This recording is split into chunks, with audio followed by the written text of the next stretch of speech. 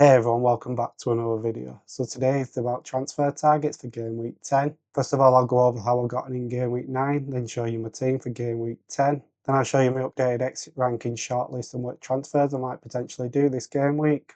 Also in this video, I've got a section about the AFCON Cup of Nations and which players could be going to that tournament and which players could be missing a few games due to it.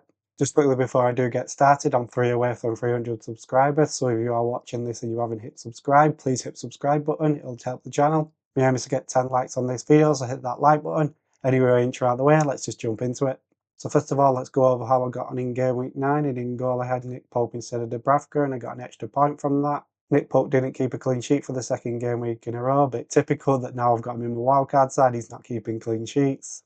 Into defence, I had Timber, Gabriel, Senesi and Rodon. Timber and Gabriel kept a clean sheet. Gabriel got 3 bonus points from that. Senesi kept a clean sheet, but he got a yellow card, so he got 5 points. He actually didn't get close to DEFCON points, which was a bit of a surprise. And then the star on the side was Rodon. He kept a clean sheet, he got a goal, and he got 3 bonus points. Into midfield, he had Saka, Semenyo and Enzo. They was all pretty disappointing. None of them got an attack and return. Saka came off around the 65th minute with illness. Buying Enzo on the wildcard hasn't worked out so far, so he didn't play in game week 8, and then he's got 2 points in game week 9. Hopefully in game week 10 against Tottenham he does something. I picked Sarr first choice on my bench with Dewsbury Hall second. Dewsbury Hall got an assist, but he got disallowed. My reason of picking Sarr first choice on my bench was that Gabriel was a bit of an injury doubt, and if he didn't play then I thought Sarr would have a better chance of scoring. Gabriel ended up starting and keeping a clean sheet, so it worked out. Then to the forwards, and I've got Bowen, Pedro and Haaland. Bowen got himself an assist, which was a differential, which I was happy about. With that assist, Rodon didn't keep a clean sheet, so I lost out on points overall. Pedro got 2 points again, and he played in the 10, and he didn't look that great. Maresca said after the game that he's still carrying a knock and he's not training all the time. And then we've got Erling Haaland that blanked against Aston Villa in a 1-0 loss. I think a lot of managers captained Haaland, so it isn't much of a loss because I think we're in the same boat. So I got 55 points in game week 9 and a green arrow. With them points, I've risen about 169,000 in the world. I was on course to get 350,000 rise rank, but Van der Ven got 2 goals and that changed that. I started to look at my rank around game week 10, so we'll see what happens in game week 10. My aim is to be in the top 1 million by the end of the game week. We will see what happens. So now let's look at my game week 10 side, and as you can see, Andersen's got a yellow flag. I am hoping that we'll be back in game week 10 or 11 because I do need him in my side. If he isn't fit, then I might have to sell him. I did think about selling him for Dan Burn, but I have gone off the idea because Dan Burn's 5.1 million and I don't think I can afford it. And also Dan Burn isn't likely to get DEFCON points all the time. And when Tino Livramento or Lewis Hall come back, I'm not too sure what the centre-back pairing will be. But I've got 2 free transfers, and the 2 players that I could potentially sell is Bowen and Pedro. I know Bowen did get an assist last game week, but I haven't been impressed with West Ham the last 2 game weeks. And that's the same for João Pedro for the last 4 or 5 games. He's not been getting many chances, he's not been having many shots. I think Chelsea without Cole Palmer is affecting him because I think a lot of managers target Cole Palmer and put 2 players on him. And that gives Pedro a bit more space, and I think he feeds off Cole Palmer's creativity. So now let's look at my updated exit rankings, and as you can see I've got Jarrod Bowen, Pedro and Andersen at risk. I think all 3 of these could be sold in game week 10, I'm not too sure which ones I'm going to sell just yet. I did think about selling Andersen and Bowen, but I'm not too sure if I want to sell Andersen just yet because he might be back. And if he's back, I don't really want to sell him, I might want to sell João Pedro instead. And with there being Carabao Cup matches this midweek, I'm going to see how they get on in them midweek games before I make some transfers. I was close to buying Mateta last night for that price rise, but I thought to myself I might as well just wait. Yes, I'm going to lose out on 0.1 million, but more information is probably better. So here's my updated shortlist, and Sanchez, Petrovic and Lemons as my 3 goalkeepers that I'd buy if I was buying a goalkeeper. I think game week 10 and 11 is the last game week you can buy Sanchez, and then after that I think you move on to different goalkeepers. I have been impressed with Lemons at Man United, but I'm going to wait and see on that one. Then for the defender shortlist, I've got Keane, Reynolds, Richards, Tiara and Mukulele. I did have Don Burn on my shortlist, but if I do sell Andersen, I'll only have 5 million and he's 5.1 million, so I can't afford him. I do like the Crystal Palace defenders in Manoz, Richards, Guehi and Lacroix. I do favour Manoz as the Crystal Palace defender option at the moment. I know he's more expensive and least likely to get DEFCON points, but I think he's more likely to get attacking returns. But I do like Richards, Guehi and Lacroix as options as well. Because I can't afford Dan Burn, Tiar's on the shortlist as a Newcastle option as the defender. I'm still not 100% convinced that I want to buy him just yet, so that's why I'm waiting. I'll see how they get on in the Carabao Cup and then make a decision closer to deadline. And then the last defender is Mukulele. He played against Chelsea at the weekend, and I'm a Chelsea fan, so I was keeping my eye on him. I feel like he's a really good option to have. I know the fixtures aren't the greatest moving forward, I've been really impressed with Sunderland defensively so far this season, and luckily he's one of them players that has the long throw-ins, and set pieces seem to be a new thing at the moment in the Premier League. So I do think he could get a few assists from his long throws. He gets them right into the 6-yard box.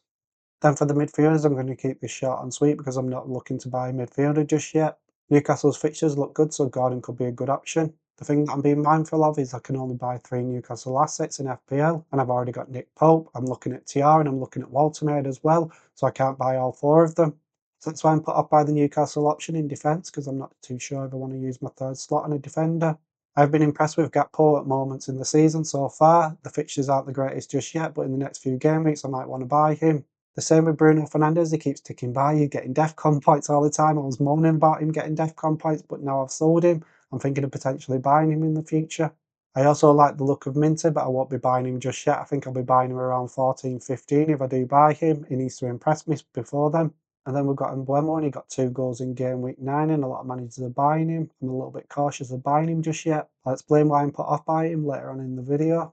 Then for the forwards on my shortlist, we've got Mateta, Waltermaid, Welbeck, Thiago and Ekitike. I've put Ekitike in red arrow because he's not locked into my shortlist just yet. If I do end up selling Bowen or Pedro in game week 10 or both of them, then I could buy 2 of these forwards or one of them, Mateta, Waltermaid, Welbeck or Thiago. Thiago and Welbeck keep impressing me, they keep getting chances, so I do really like the look of them. And then for the same price as Bowen and Pedro, Mateta and Waltermaid are around that same price, so I could buy either of them or both of them.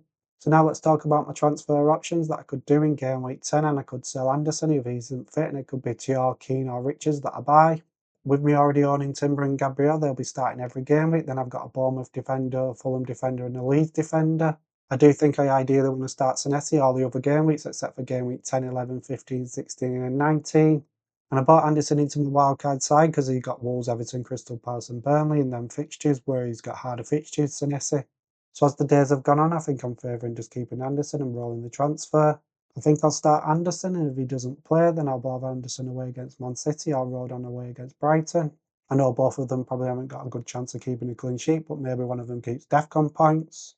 I think I'd rather get through these next 2 game weeks and roll my transfers, and then have some transfers for game week 12, 13 and attack them fixtures. For game week 12, 13, 14, I've got the 2 Arsenal defenders and Senesi, and I think they've all got good fixtures, so I don't really think I need a defender from them game weeks.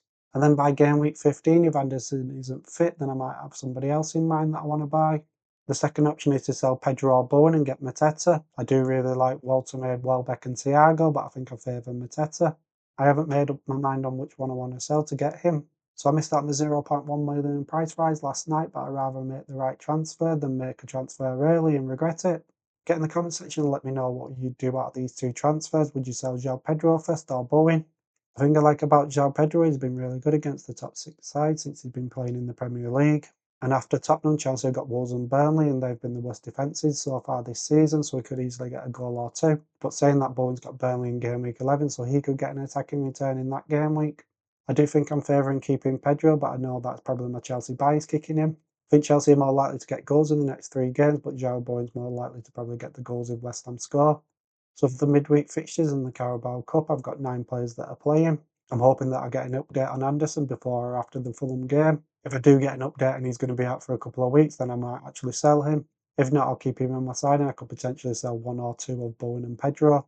Quickly before I do finish this video, I just want to flag the African Cup of Nations that starts in December. So from game week 16, we get an extra 5 transfers to be able to sell these players. You don't have to use your transfers on these African Cup of Nations, you can buy anybody or sell anybody, but these players won't be playing for a couple of game weeks potentially.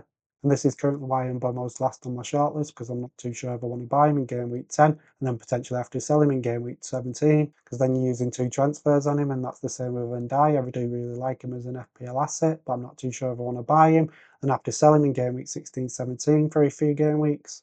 I've currently already got Sarr on my side and I could potentially sell him in game week 16, 17.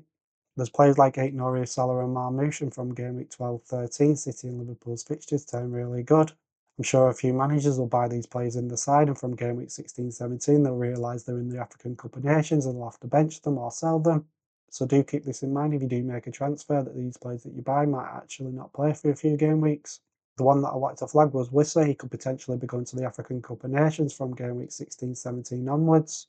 So yes, he could be a threat for Walter Maid's minutes moving forward from like game week 12, but from game week 16, 17, he could be at the African Cup of Nations and Walter Maid play all the time.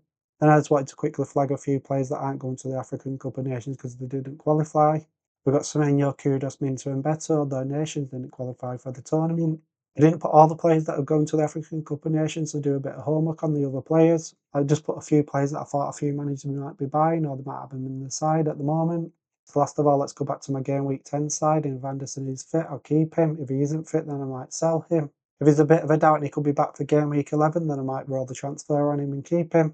And then I might use 1 or 2 transfers and selling Bowen and Pedro. It depends on what happens with Andersen. I could just buy one of them this game week and roll the other transfer, because I do think I want to roll a few transfer for game week 12, 13 and make a few changes in my side, because there is a bit of a fixture swing and I don't want to fall behind all them players that are wildcarding. Anyway, that's it for this long video of a transfer targets video. I hope you enjoyed it. If you did, hit the like button and subscribe.